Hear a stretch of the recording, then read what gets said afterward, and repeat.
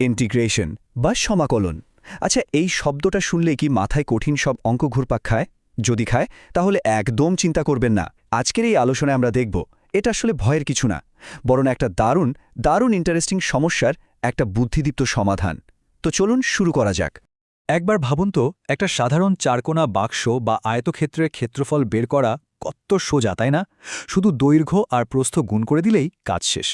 কিন্তু যদি সেই আকারটার একটা ধার বাঁকা হয়, একটা কার্ভ থাকে, তখন কি করবেন?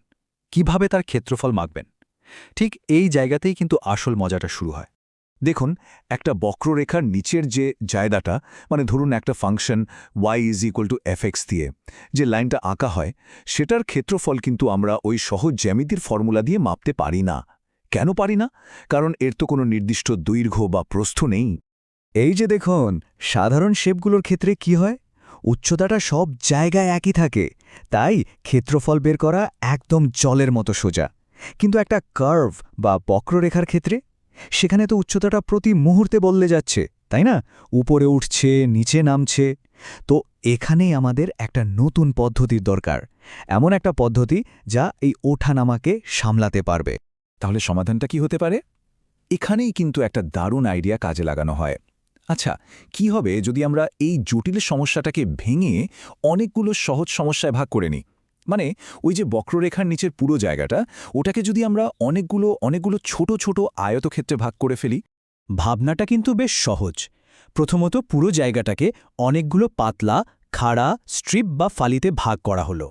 তারপর প্রত্যেকটা ফালিতে একটা করে আয়তক্ষেত্র আঁকা হলো। এমনভাবে আঁকা হলো যেন সেটার উচ্চতা ওই বক্ররেখাটার উচ্চতার প্রায় সমান হয়।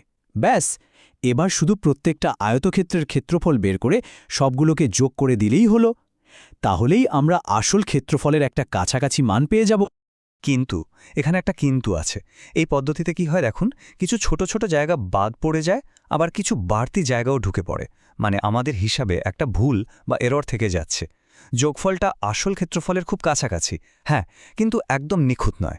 তাহলে এখন প্রশ্নটা হলো, এই ভুলটা কমানো যায় কিভাবে? মানে আমাদের এই আনুমানিক হিসেবটাকে আরও নিখুঁত করা যায় কিভাবে? চলুন সেটাই দেখি।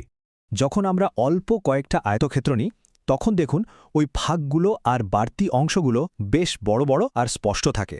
ফলে আমাদের হিসাবে ভুলের পরিমাণটাও কিন্তু বেশ বড় হয়। কিন্তু মজাটা হয় যখন আমরা আয়তক্ষেত্রের সংখ্যা অনেক বাড়িয়ে দিই। তখন কি হয়?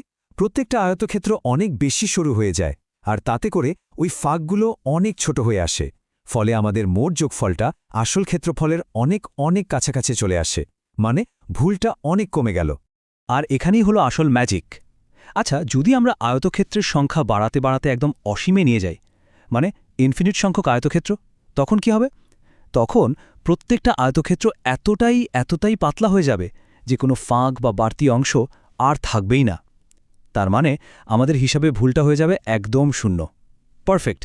এই যে অসীমের ধারণা, এটাই আমাদের ওই আনুমানিক হিসেবটাকে একটা নিখুঁত উত্তরে বদলে দেয়।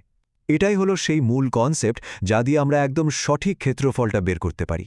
গণিতের ভাষায় এই আইডিয়াটার একটা সুন্দর নাম আছে। একে বলা হয় লিমিট। লিমিট জিনিসটা কি? এটা হলো সেই ফাইনাল, একদম সঠিক মানটা, যার দিকে আমাদের ওই যোগফলটা এগোতে থাকে। যখন আমরা আয়তক্ষেত্রের সংখ্যাকে অসীমের দিকে নিয়ে যাই আর তাদের চড়াটাকে প্রায় শূন্যের কাছাকাছি করে ফেলি। সোজা কথায় আসল ক্ষেত্রফলটা হলো ওই আয়তক্ষেত্রগুলোর ক্ষেত্রফলের যোগফলের লিমিট। তার মানে মূল কথাটা দাঁড়ালো এই: অসীম সংখ্যক আর অবিশ্বাস্য রকম পাতলা আয়তক্ষেত্রের ক্ষেত্রফলগুলো যদি আমরা যোগ করতে পারি, তাহলেই আমরা ওই বক্ররেখাটার নিচের একদম নিখুঁত ক্ষেত্রফলটা পেয়ে যাই। আর এটাই হলো ইন্টিগ্রেশনের একেবারে মূল ধারণা। এখন গণিতবিদরা তো আর এত কথা লিখে পুরো ব্যাপারটা বোঝাবেন না, তাই না? তারাই পুরো আইডিয়াটাকে প্রকাশ করার জন্য একটা খুব সুন্দর আর সহজ চিহ্ন বা প্রতীক তৈরি করেছেন।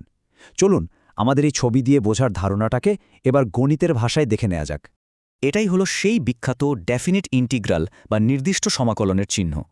দেখতে হয়তো একটু জটিল লাগছে, কিন্তু বিশ্বাস করুন, এই ছোট্ট একটা জিনিসই পুরো গল্পটা বলে দেয় যা আমরা এতক্ষণ ধরে আলোচনা করলাম। চলুন এটাকে একটু ভেঙে দেখি। এই যে লম্বা এসের মতো দেখতে চিহ্নটা, এটা আসলে এসেছে সাম বা যোগফল থেকে। মানে এটা দিয়ে বোঝানো হচ্ছে আমরা যোগ করছি। কি যোগ করছি? fx গুণ dx। এখানে এফএক্স হলো আমাদের আয়তক্ষেত্রগুলোর উচ্চতা, মানে ওই বক্ররেখাটা, আর ডিএক্স ওটা হলো প্রত্যেকটা অবিশ্বাস্য রকম পাতলা আয়তক্ষেত্রের চওড়া। আর শেষে এ আর বি হলো আমাদের সীমানা, মানে কোথা থেকে ক্ষেত্রফল মাপা শুরু হবে আর কোথায় গিয়ে শেষ হবে। তাহলে সবকিছু মিলিয়ে আমরা কি বলতে পারি? ইন্টিগ্রেশন বা সমাকলন হল অসীম সংখ্যক খুব ছোট ছোট অংশকে একসঙ্গে জুড়ে দিয়ে একটা গোটা জিনিসকে খুঁজে বের করার একটা পদ্ধতি। আর এর ব্যবহার কিন্তু শুধু ক্ষেত্রফল বের করার মধ্যেই আটকে নেই। আমরা তো দেখলাম কিভাবে একটা বাঁকা আকারের ক্ষেত্রফল বের করা যায়, কিন্তু একবার ভাবুন তো, এই যে আইডিয়াটা অসংখ্য ছোট ছোট অংশকে যোগ করে একটা বড় সমস্যা সমাধান করা, এটা আর কোথায় কোথায় কাজে লাগতে পারে? ফিজিক্স থেকে শুরু করে ইকোনমিক্স পর্যন্ত এর ব্যবহার কিন্তু বিশাল। সত্যি ভাবার মতো একটা বিষয়, তাই না?